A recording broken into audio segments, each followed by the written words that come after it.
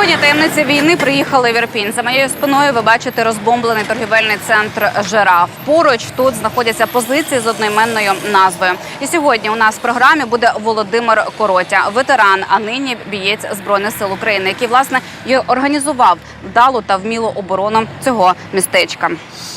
Володимир Коротя – позивний повстанець, ветеран, учасник бойових дій на Донбасі з 2014 по 2016 роки. 2,5 роки воював у складі розвідвзводу одного з батальйонів 10-ї окремої гірсько-штурмової бригади. До 2014 року харчовий технолог. Після АТО написав книгу «Пригоди фантома», яка присвячена темі сприйняття учасником бойових дій мирного життя. Депутат Бучанської міськради. Під час широкомасштабного вторгнення росіян 24 лютого 2022 року організував та очолив добровольчу ротну тактичну групу «Ірпінь», завдяки якій росіянам не вдалося прорвати оборону добровольців у районі торгівельного центру «Жираф». Нині військовослужбовець Сил територіальної оборони Збройних сил України. Нещодавно отримав звання молодшого лейтенанта. У нас гранатомети були, кулемети, і отак все виставили, гранатомети, кулемети, і все, і сказали, що сюди не прийде ніхто. А якщо б там пішла на вас важка техніка, ви ж... Так би і осталось би тут стояти. Тобто це для вас було принципово, так? Спочатку це був живий щит. Ну як живий? Ну живий, по тут суті. стояли отак гранатометники, отак стояли, от. Тут немає ніякого укриття, просто стояли тут гранатометники. Там стояв гранатометник, тут кулеметник, там 3 кулеметника, там кулеметник. Все, тут не було ніяких позицій. А на той момент, коли отут ви стояли, вже що звідти летіло? Ну нічого ще не летіло. Ми ж не думали, що їх буде стільки багато. А потім в який момент ви зрозуміли, що треба будувати позиції? А ні, ну вже коли перший бій відбувся, то... Я вітаю вас. Добрий день. Дякую, що ви знайшли час. Багато учасників бойових дій або ветеранів, вони говорили, що ми готуємося до війни, і багато хто говорив про те, що велика війна ще попереду. Для вас 24 лютого особисто стало чимось таким новиною якоюсь або якоюсь несподіванкою? Коли ми звільнилися з служби, ми знали, що Путін не дасть нам відпочинку і просто так там не відпустить нас. Коли почали отримувати дзвінки, скажімо так, від міжнародних служб розвідки про стан справ, який коївся на кордоні, приблизно ми собі в голові вже вибудовували пазли, як це воно буде відбуватися. І за місяць до подій почали проводити такі серйозні вишколи для цивільних. На цих рельсах наших вишкольних люди там, ми вас бачили в Фейсбуку, ми до вас приходили на вишколи. І вони ставали так до наших лав, теж таким, скажімо, чином. Ми цивільним людям давали за 3 години курс матеріалу, який людина проходить в навчальному центрі військовому за 3 місяці. Девіз приблизно у нас був такий: дивись на мене, роби як я, роби краще мене. Ці люди потім прийшли 24 лютого до вас, коли ви вже почали? Я ж не можу сказати, хто конкретно, але приблизно було так, що 100 на 100.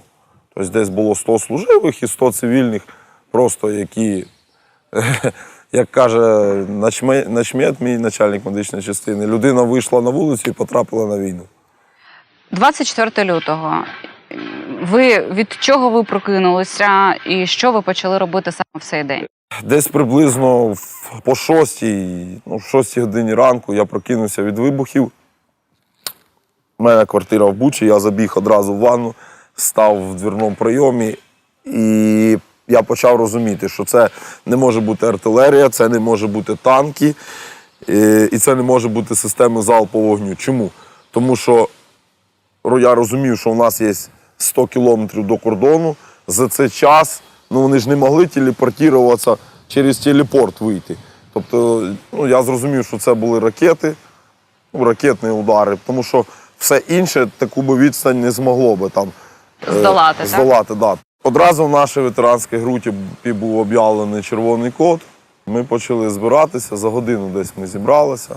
Як ви розподіляли ролі? Хто що має робити? Де ви маєте вибудовувати лінію оборони? Хто куди біжить? У вас не було зброї на той момент. Тобто це все такі організаційні моменти, які були важливі. От як ви це все організовували? Одразу, як сказати, на цих рельсах, які вони в нас були побудовано дружньо-товариських, почав визначати молодших командирів, тобто командирів груп або командирів взводів, якось приблизно так. І делегувати одразу задачі цим людям. Ми вибудовували одразу якусь армійську, скажімо, систему. Да.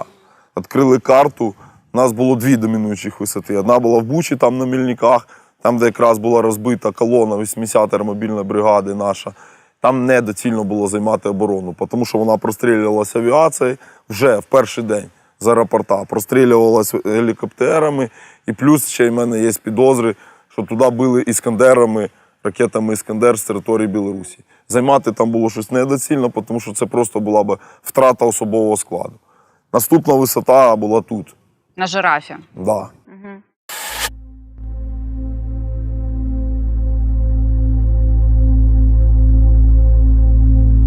Насправді це дуже стратегічне місце. Тут було облаштовано багато вогневих позицій. Позиція називалась мішки, міксери, їжі. Основна функція була це спостереження за мостом, спостереження за рухом механізованої техніки, яка виходила з Бучі, за будинками, які знаходились висотними справа, зліва, плюс контроль цієї вулиці, яка зліва йшла. Взагалі по цій вулиці було багато облаштованих нових позицій. Скажімо так, штаб був в цьому будівлі, адмінкорпусі. Тут у нас була як розводяща кімната добового наряду, скажімо так, рукавичка, так називаємо, називалась. На другому, третьому поверсі наші казарми в перші дні були, перших днів 5-6.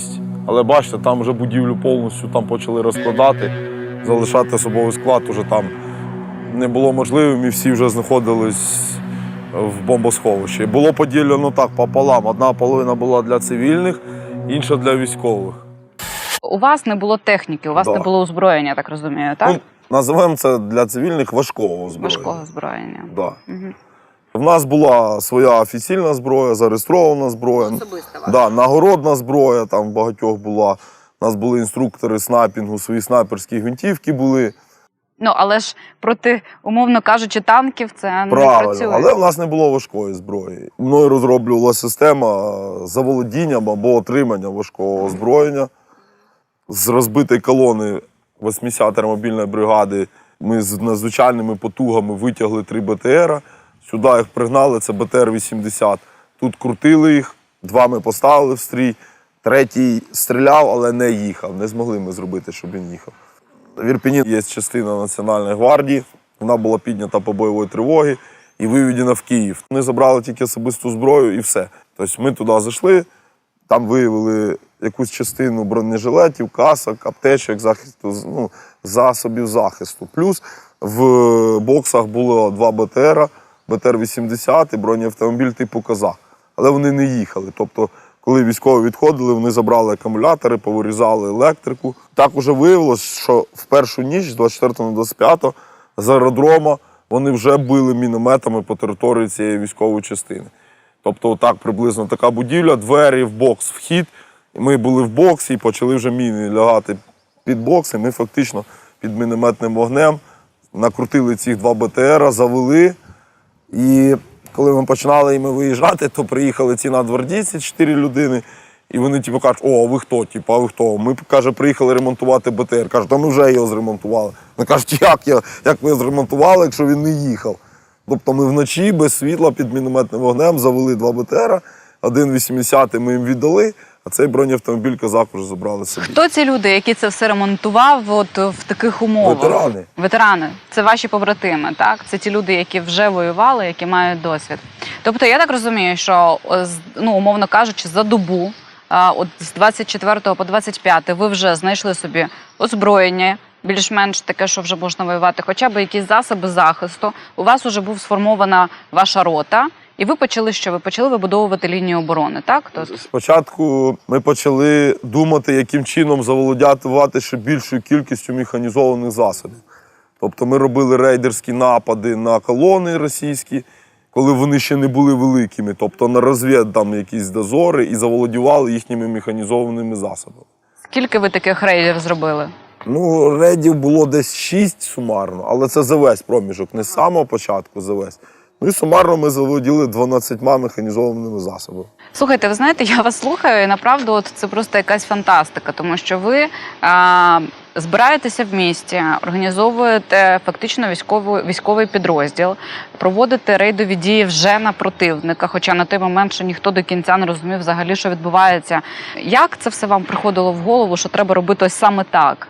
Коли я служив в розвідці, у нас була контрдиверсійна боротьба, тобто боротьба з диверсійними групами, проникаючи там піхотними частинами. Я розумів, як це робити, але я розумів, що проти механізованої колони, без механізованих засобів, ми не зможемо зупинити там механізовану колону. Другий в мене навчальний фах, я їздив на ці військові збори, існують вони.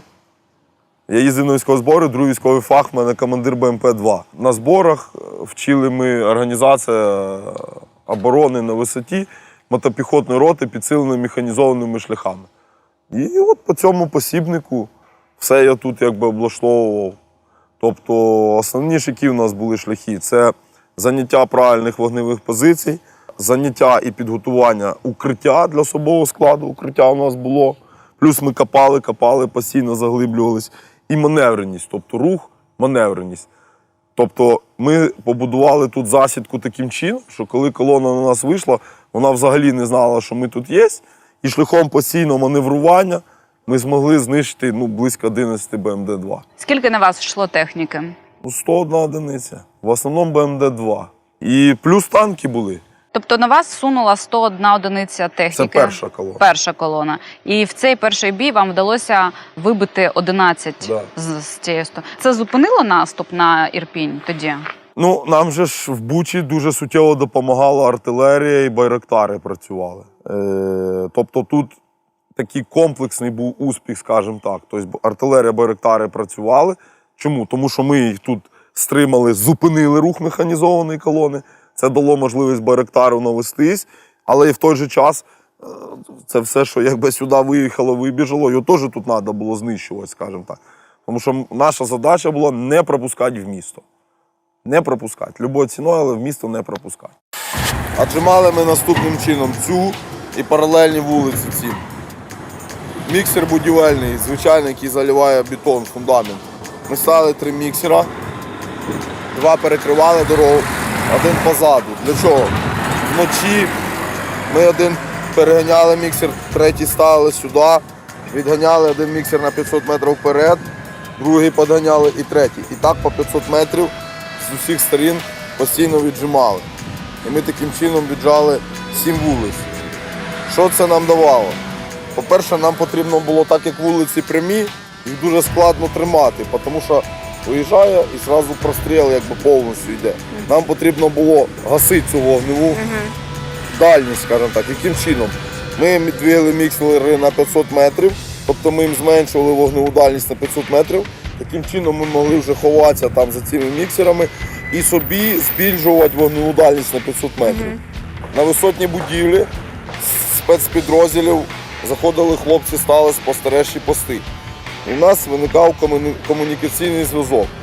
Знизу ми підпирали їх міксерами, зверху вело спецпризначенці спостереження там, з лікарні, там, з інших висотних будинків.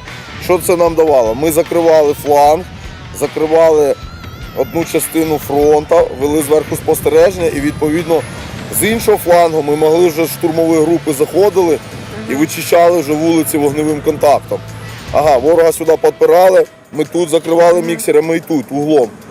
І заганяли ворога, виходить, в вузьке місце шляхом постійного контролювання, перекриття вулиць. І в нас, грубо говоря, треба було штурмувати не з усіх сторон, а тільки з однієї сторони могли заходити штурмові групи. Сильно велику проблему зв'язок встановив. Тому що в них працювали репи, там глушилося, все глушилося.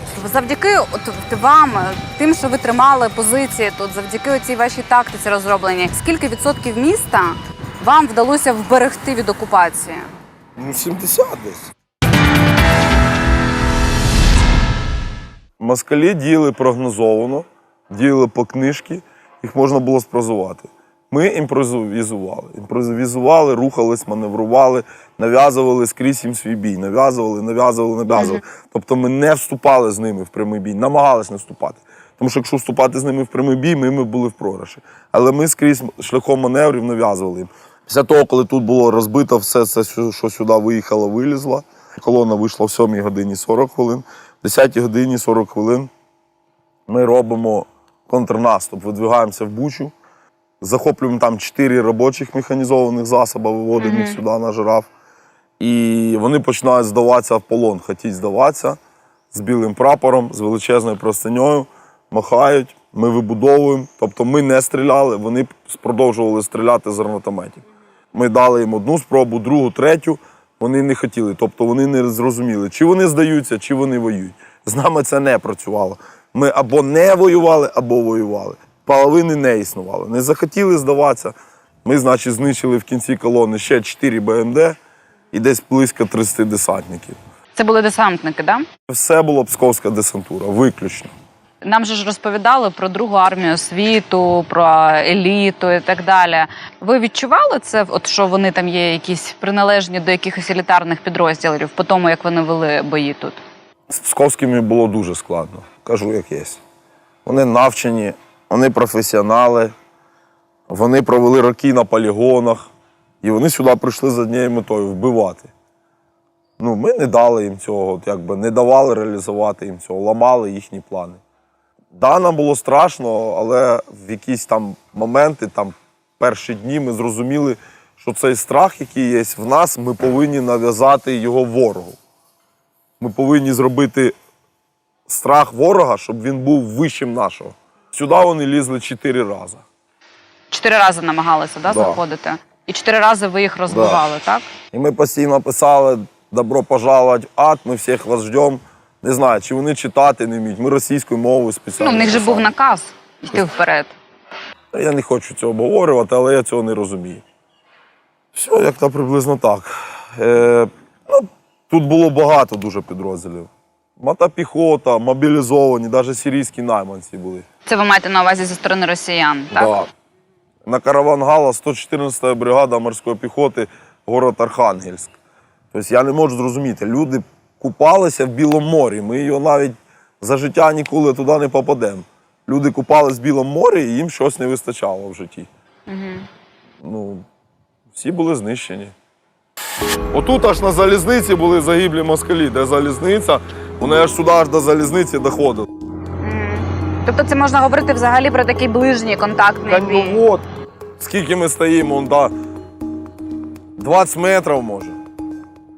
А з чого ви перестрілювалися? Все, що під руку попадало. Ну, вони з чого у вас стріляли? Саме головне, я ж вам говорив, БМД-2, 37-мм автоматична пушка. БМД-1, БМД-3, 100-й автоматичний міномет, БМД-4, танк.